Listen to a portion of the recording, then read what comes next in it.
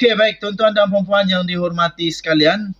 Saya ingin merujuk kepada satu statistik sekali lagi bagi anda yang belum lagi menonton. Saya ingin merujuk kepada satu statistik yang telah dibuat oleh satu laman ataupun satu YouTube channel.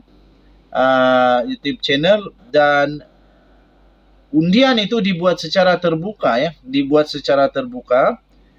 dan undian tersebut adalah ringkas saja, soalannya mudah dengan 2 jawapan. Soalannya ialah siapakah yang akan menang di Parlimen Pulai dalam PRK Parlimen Pulai ini. Jadi dua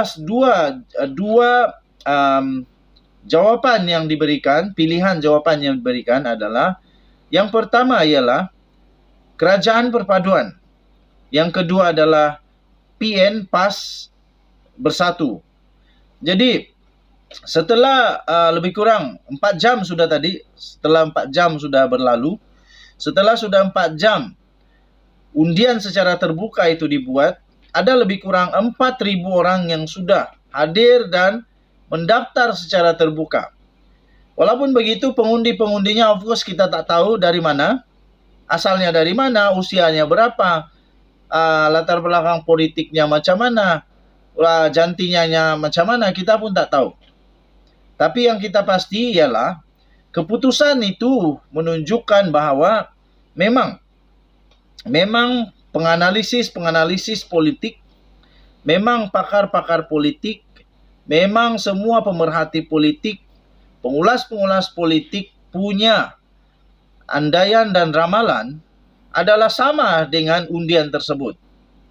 Apa tidaknya daripada 4.000 undian itu, nampaknya setelah 3 jam itu, keputusannya ialah 85% daripada 4.000, lebih kurang 4.000 pengundi itu, telah mengundi bahawa Kerajaan Perpaduan menang besar. 85%. 85% itu cukup besar. Dan hanya 15% sahaja dikatakan di sana bahawa Perikatan Nasional boleh menang. 15% saja. Kalau dianggap ini sebagai satu keputusan rasmi, mana kata Perikatan Nasional dah kalah teruk di Parlimen. Seperti mana yang diramal oleh pengamal politik, terutamanya penganalisis politik, ahli-ahli akademik, semua pemerhati politik, pengulas politik, mereka kata di Parlimen Pulai, PHBN masih tetap memiliki kelebihan dan boleh menang.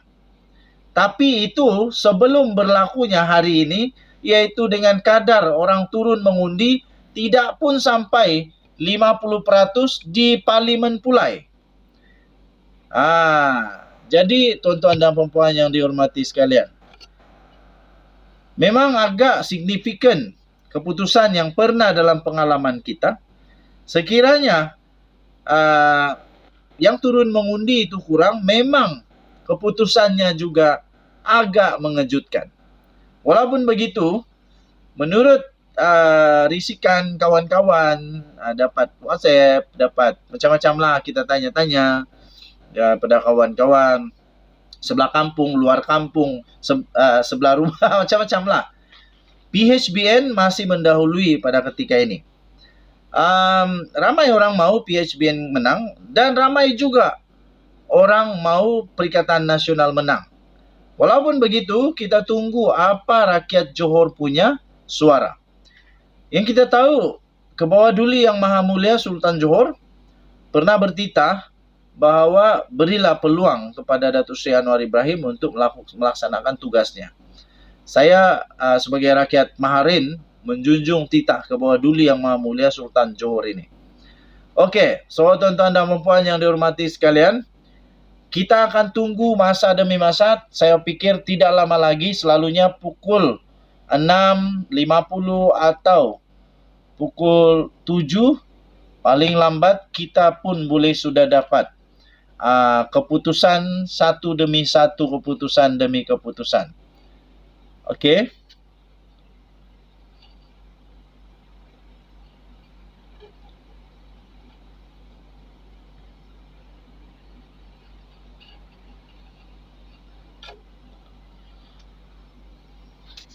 Okey, baik tuan-tuan dan puan-puan yang dihormati sekalian, saya ingin merujuk kepada satu statistik sekali lagi bagi anda yang belum lagi menonton. Saya ingin merujuk kepada satu statistik yang telah dibuat oleh satu laman ataupun satu YouTube channel, dan undian itu dibuat secara terbuka dan undian tersebut adalah ringkas saja, soalannya mudah dengan 2 jawapan.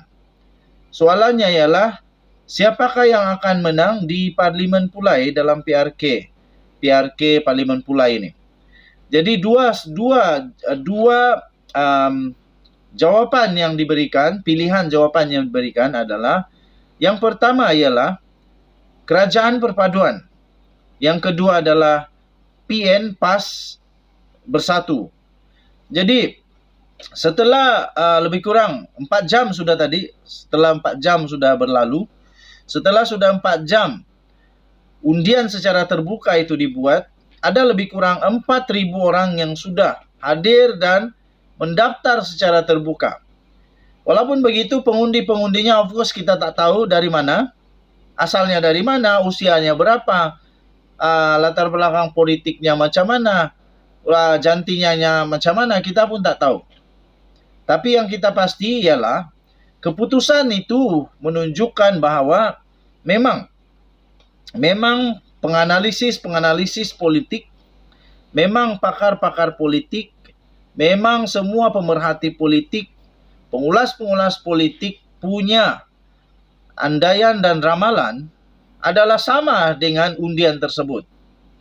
Apa tidaknya daripada 4.000 undian itu, nampaknya setelah 3 jam itu, keputusannya ialah 85% daripada 4.000, lebih kurang 4.000 pengundi itu, telah mengundi bahawa Kerajaan Perpaduan menang besar.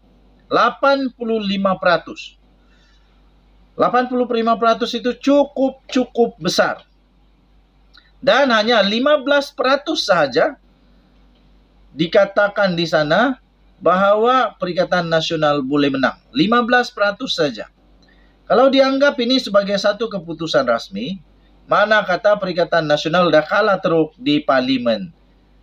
Seperti mana yang diramal oleh pengamal politik, terutamanya penganalisis politik, ahli-ahli akademik, semua pemerhati politik, pengulas politik, mereka kata di Parlimen Pulai, PHBN masih tetap memiliki kelebihan dan boleh menang.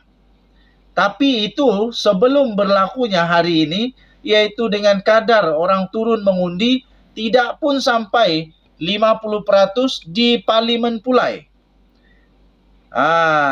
Jadi tuan-tuan dan puan-puan yang dihormati sekalian, memang agak signifikan keputusan yang pernah dalam pengalaman kita.